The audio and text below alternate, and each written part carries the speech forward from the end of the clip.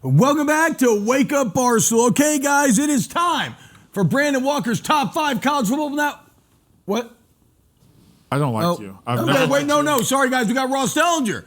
That's right. We got college football insider Ross Dellenger, Yahoo Sports. Nobody's more plugged in than Ross. Ross, what's happening, babe? How we doing? You still in Miami? It looks like beautiful weather down there. Yeah, it's a little cloudy today and very, very windy. It's like a 20, 25 miles per hour winds, man. It's crazy right now. But hey, it could be worse. It's 70 degrees out, right? Yeah, we certainly feel bad for you with the wind. Yeah. All right, Ross. There are a million different storylines to play. I could ask you a million different questions, but I want to go a bit of a lazy route here, and I want to ask you, what story, what bone are you chewing on right now that you find to be most interesting? What is inspiring the chase in Ross Dellenger right now? Well, now we hit the offseason. I like to tell people that it's kind of like become my season, just with all the off the field sports business sort of related stuff. So, right now, we're at an interesting sort of inflection point in college sports. And it's like it could go one way or the other right now. We could either get a lot of enforcement when it comes to the athlete compensation, right, and the transferring from the College Sports Commission, the new enforcement arm. We could get a lot of enforcement. We could see schools that have already been sent, letters of inquiry about investigations, and or we could see no enforcement at all, right? And it seems like everybody's sort of waiting for the College Sports Commission to start, for somebody to get hit with some kind of enforcement. And T-Bob, we were talking off air about my story a couple of weeks ago involving LSU and the multimedia rights contract and the $3.5 million offer to Brendan Sorsby through its multimedia rights partner, Playfly. And that's gotten a lot of attention. And eventually, that did spark a new sort of guidance sent to schools by the College Sports Commission, because that document wasn't really within the rules, I guess. And look, LSU's not the only one. There's a lot of those. So the question is there going to be at some point some actual investigation that reaches the level of enforcement and penalties, or is it just going to continue the way it is right now? Yeah, we don't have a leader in this sport, so it's probably going to continue. I wanted to ask about one thing. It happened a little bit with Damon Williams at Washington, at least a thread of it. It looked like it might have happened at Ole Miss with Princely going to LSU, or some things. And now it looks like it might happen with Duke and Darian Mensah. These schools, after contracts are signed, either suing to enforce them or using whatever legal tactics they can to enforce them and everything. And my question is, do you think we're about to go down that road pretty hardcore? And the second question there is, what would a win even look like for a school at that point? Because even if you get the law on your side, you're forcing a guy to play for you who doesn't want to be there. It's just weird. It seems like a no-win situation for schools, and I don't know why you would even want that PR hit. What do you think about all that?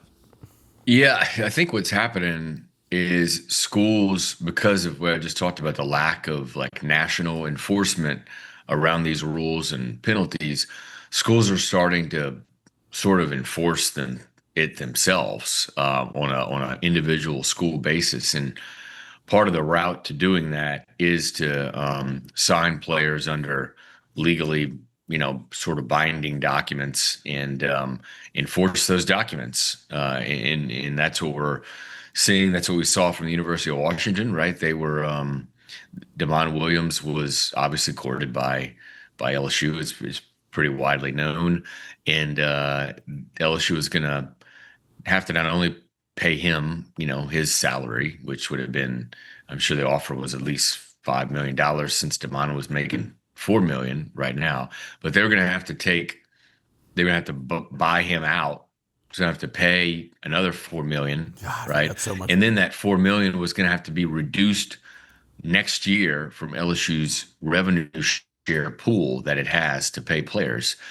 So in all, you're talking about like somewhere around like over $10 million, right? If you include the rev share hit as well, which is probably why that didn't happen, right? That's probably why that did not go through. And perhaps that may happen with the Darian Mensah one. It doesn't appear that he's going to stay, but you're talking about probably, it depends on what Duke is asking Miami for, which right now they're not asking for anything, right? They're just saying we don't want to settle at all. We're going to keep you to your contract and hold you to your contract, which means for now he's not in the portal officially, and he may not be able to play for Miami if Duke legally holds him to his contract. Now, Brandon, to your point, it'd be hard to see a player like that who doesn't want to be there going back. Yeah.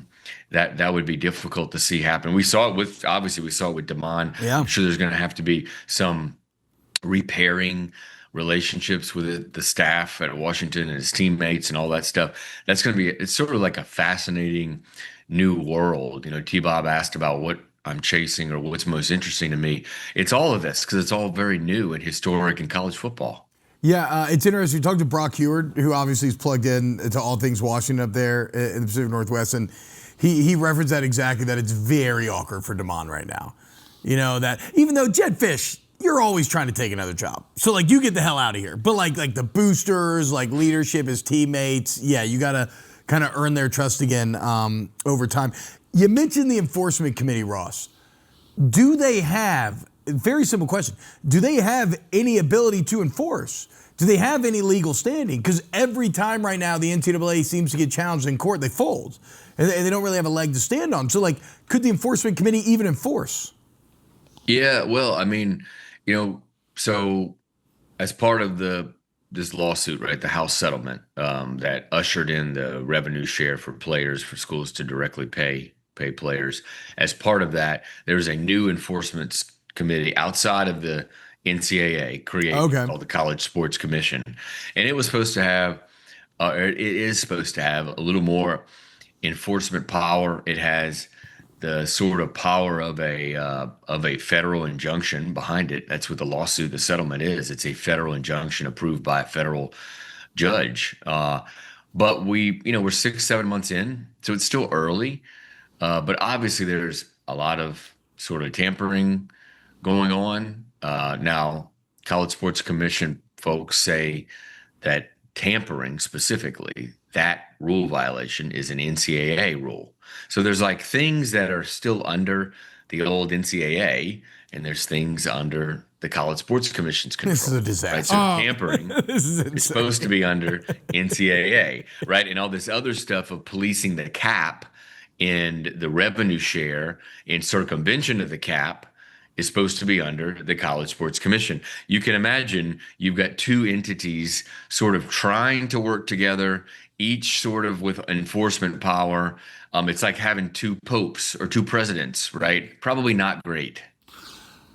I just don't have a question here. I just want to say I hated everything you just said. I hated every word that came out of your mouth. It was all boring, bureaucratic, nonsensical drivel that needs to get out of my sport. I just want to go back to where we can give a guy a Dodge Charger and he plays for us for 3 years. Can we get back to that?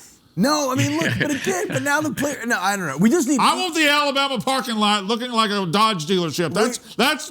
We were used to be a proper society. I just think, I mean, we all this to me, I hear Ross's answer, and it's like, again, to your point, but we just need leadership. Like we need somebody who's actually in control of the sport, whether that's an individual. And I appreciate that, T-Bob, but I have a job. Well, you're the number one college football sports media personality. Media, though. Yeah. You can't trust you with any actual I'm sure Ross responsibilities. That stuff. Well, Ross is so a I will real say, journalist. T-Bob, yeah, there's discussion. This will get you, Brandon, this will get you excited. Good.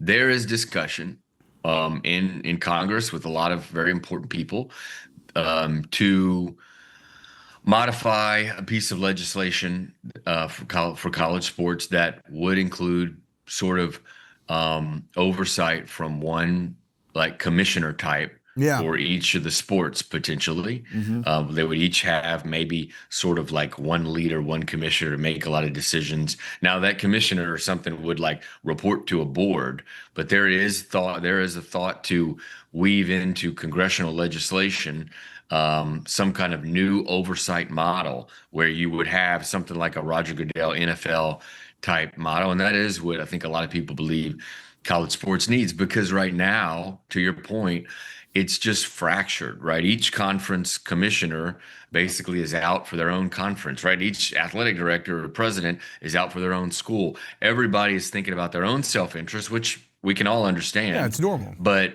we need one person, right? We need one person to make a lot of these decisions. And I think maybe we're going to get there. I mean, relying on Congress probably isn't the smartest thing because they can't really, so far they can't really handle their own like duties, let alone their. I mean, surely they can still do something about college sports, though. Like, I know the executive branch steamrolls them and they have their feckless, but like, if they can't control college football, then I mean, what are we doing, dude? Anyway, it is now time. And Ross, I want your reaction to this as well, so you're not going anywhere. A great national championship of the night. It is time for Brandon Walker's top 5 college football national championships of the college football playoff era. Here? Now? Yeah. I have a share segment with Ross Dellenger? Yes. I don't even get my own segment Nope. on here? Okay. Nope. All right. We've had, 11 years now of the 4-team playoff, so I was just doing this. The 5 best national championship games of the 4-team playoff. Number 5, of course, I believe, and I'll have to see it up there right now, it is 2024. This is really a 4-game list because this wasn't a great game last year. Yeah, it kind of speaks to Ohio how, State 34, Notre Dame 23. There's other games like Georgia, Alabama a couple years ago with the pick 6 late was probably a better game, but it's really a 4-team list, but nobody makes top 4s. I made top 5. So number 4 is Clemson, Alabama 2015. This was the onside kick game where Nick Saban did the onside kick. It was the first of a couple of classic Alabama-Clemson games. It was great. It was awesome. Went down to the wire, and it showed Nick Saban could be creative and be awesome and come up with an advantage in the onside kick game. Number 3 happened the other night. It was Monday night, Indiana 27, Miami 21. It wasn't the most beautiful. It wasn't an oil painting for the first half. But in the second half, once the offenses got under themselves, they were able to go. Indiana holds them off. Number 2, another Alabama-Clemson game. This is where Hunter Renfrow caught the ball 35-31. Deshaun Watson to Hunter Renfrow. Was it a pick play? Yeah. Who cares? Alabama got so beat. happy when That was Bama delicious. And it was Clemson 35, Alabama 31. And number 1 in the playoff era, Alabama, Georgia in Atlanta. Tua Tagovailoa comes off the bench, 2nd and 26, 26-23. Those are your top 5 championship games of the playoff era. Well Ross, do you have any memories or any interesting anecdotes that stand up from any of these games? Well, I mean, number 1 is just incredible, right? That game, that throw at that moment in time was, perhaps when in the history of college football, I don't know that we've seen something for like a moment in time that was as good as that off the bench. Tagovailoa coming off the bench is just phenomenal. Obviously I covered the game a couple nights ago. It was back and forth, right? That second half was incredible. And just to see Indiana, I'm sure you guys have talked about this a lot, but like Indiana football win it all. It's just still hard to wrap my mind around. And the fact that they outnumbered Miami fans in Miami probably close to 2-1. It was probably 70% Indiana fans. Was just incredible to see. Yeah, shout out our good friend Brody Miller, Ross, Indiana alum. Would have never guessed, but Who the hell is Brody Miller? he used to write for The Athletic. He used to write for LSU. We did podcasts together. I love Brody. Brody's the man. Now covers PGA for The Athletic. Okay, well, hopefully he's one of our 24 viewers. He is one of our 24 viewers. Shout out Brody. Ross, so we mentioned Indiana, and one of the things that we've really been exploring and enjoying doing has been trying to figure out best practices with each additional year of data that we're getting. And there's a graphic that came out the other day, or Connor made a graphic here on our show, and it's about roster construction. And put it up here, guys, because it's the percentage of high school recruits versus transfers that were brought in for all of these playoff teams. And you're starting to see some interesting trends where it's looking like the more effective path to winning big may be relying on transfers more. I mean, look at this. Look, you got Indiana and Ole Miss there using the most, A&M, Miami, like the teams that were kind of most disappointing in a lot of ways, were the teams still relying on starters. And your conversation with coaches and decision makers, where are they at with this push and pull between where do we allocate our resources? Yeah, this graphic and the whole roster construction, different roster constructions going around in the athletic administrator world, and I think it has people sort of maybe second guessing how they construct a roster. I remember T-Bub when the transfer portal got loosened up, where players could move around at a significant rate, 3-4 years ago. I remember having a conversation with, then he was the AFC executive director of the Coaches Association, Todd Berry, and he predicted that basically your group of 6 programs will become a feeder system for the power leagues. Yeah. And the lower level power league programs will become a feeder system for the top 10 to 15 blue bloods. And I think that is exactly what's happened. We have seen that completely happen. Look at what Indiana did specifically with Kurt Cignetti going from JMU and taking, I think it was 25 players from JMU over to Indiana. That doesn't happen 5 years ago, right? You can't do that. We're seeing it now with Matt Campbell from Iowa State to true. Penn State. So we've seen it. Those are 2 really good examples, right? G6 to P4, lower level, maybe a lower resource P4 to one of the sort of blue bloods in the Big Ten.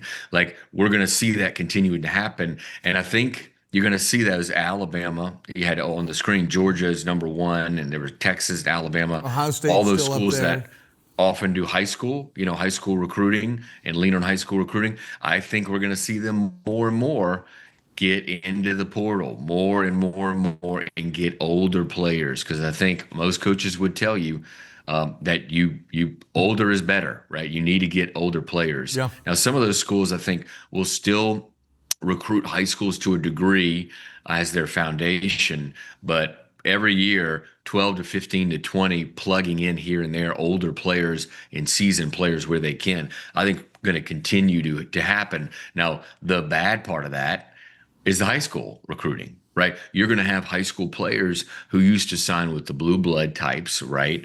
Who now are going to have to drop down probably, because those schools are going out and getting older players from, the G6 or the lower level power conference schools. Now that opens up spots for those high school players, but I think you'll start to see that. It's not slowing down, right? Is my point. You're going to see, I think, the portal and the use of the portal and the construction of a team.